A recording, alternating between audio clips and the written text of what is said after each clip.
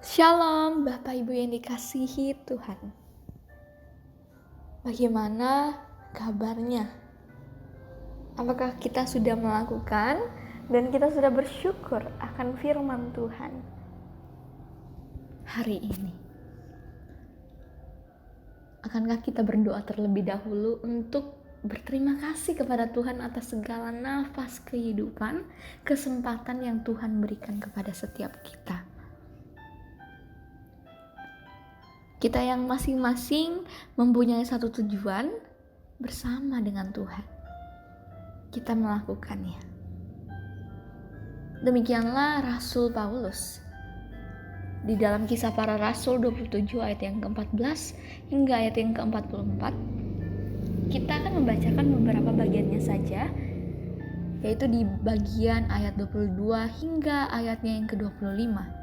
Tetapi sekarang juga dalam kesukaran ini, aku menasihatkan kamu supaya kamu tetap bertabah hati, sebab tidak seorang pun di antara kamu yang akan binasa kecuali kapal ini.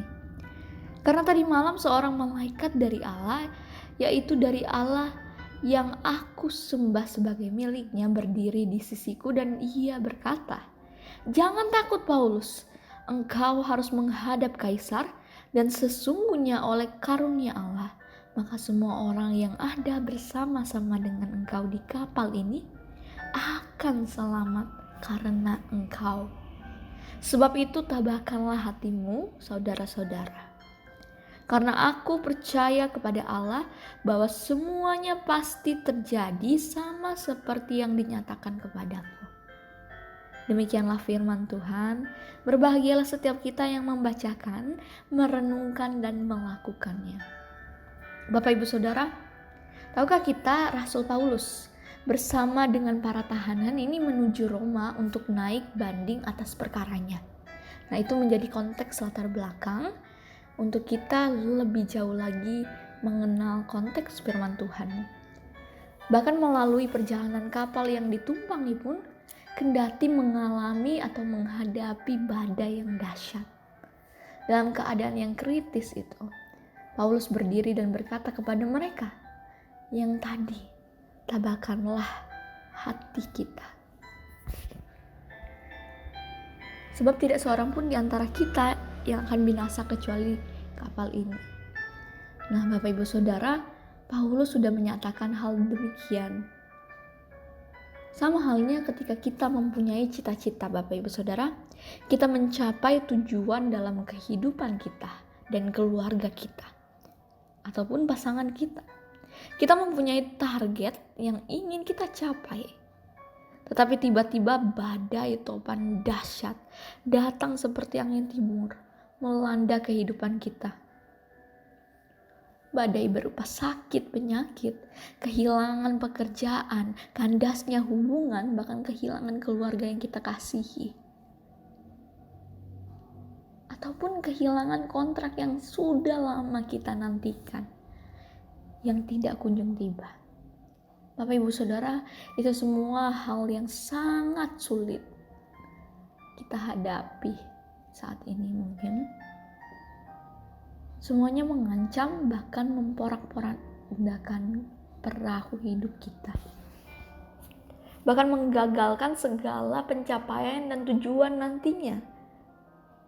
Ataupun membuat harapan kita pupus begitu saja.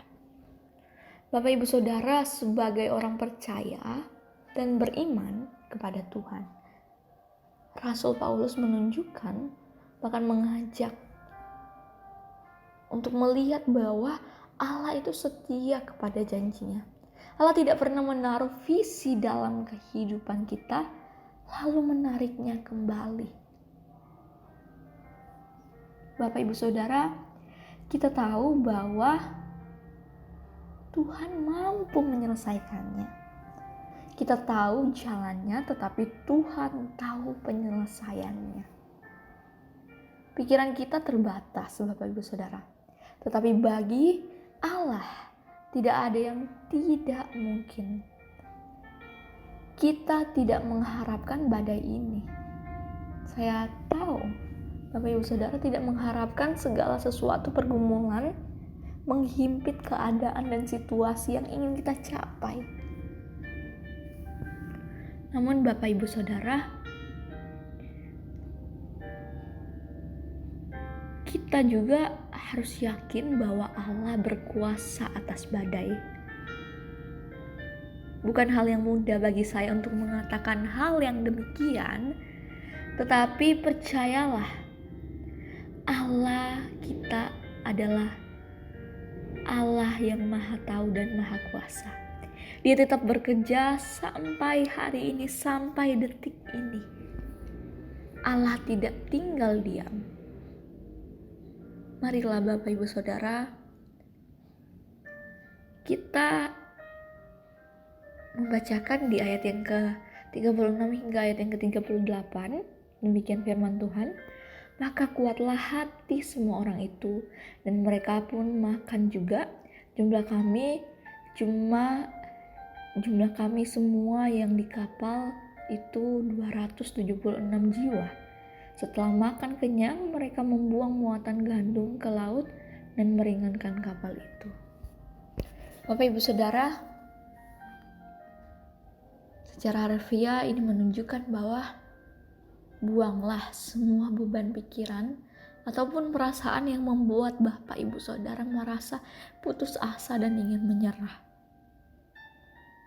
Maka tanamkan mindset kepada kita bahwa bekerjalah bersama Tuhan. Mungkin detik ini kita masih mengalami kesulitan, pergumulan yang tidak kunjung berhenti. Tetapi percayalah Bapak Ibu Saudara, janji Tuhan itu ada bagi orang yang setia menunggunya, menantikannya, bahkan berjalan bersama dengan Dia. Bekerjalah bersama dengan Tuhan, karena Tuhan mampu menunjukkan jalannya untuk kita mencapai satu tujuan yang lebih baik. Amin. Mari kita berdoa. Tuhan Yesus, kami bersyukur hari ini di mana Engkau masih menempatkan setiap kami untuk dapat merenungkan bagian dari firman Tuhan.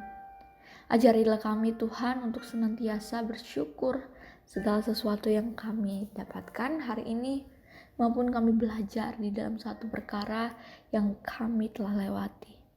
Terima kasih untuk segala sesuatu yang Engkau mampukan setiap kami. Kami bersyukur dan berterima kasih juga untuk saudara kami yang berulang tahun. Kami berdoa untuk Sukatmin Raharjo beserta dengan